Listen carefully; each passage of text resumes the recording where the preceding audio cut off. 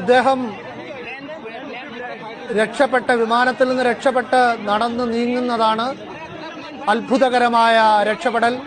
ഈ ദുരന്തം വലിയ ദുഃഖമായി അമ്പരപ്പായി നമ്മുടെ ഉള്ളിൽ നിൽക്കുമ്പോഴും രമേശിന്റെ രക്ഷപ്പെടൽ അവിശ്വസനീയമാണ്.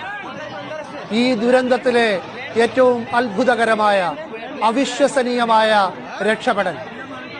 ബ്രിട്ടീഷ് പൗരത്വമുള്ള ഇന്ത്യൻ വംശജൻ ഈ രമേശിന്റെ രക്ഷപ്പെടൽ, അദ്ദേഹം വിമാനം തകർന്ന് വീണ സ്ഥലത്ത് നിന്ന് നടന്ന് വരുന്നതാണ്, ആംബുലൻസിനടുത്തേക്ക് നടന്നു വരുന്ന ദൃശ്യങ്ങളാണ്.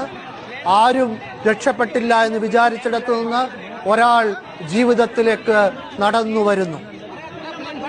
ഈ ദുരന്തത്തിലെ അവിശ്വസനീയമായ അത്ഭുതകരമായ വാർത്തയാണിത്. അദ്ദേഹത്തിന്റെ പേര് രമേശ് വിശ്വകുമാർ.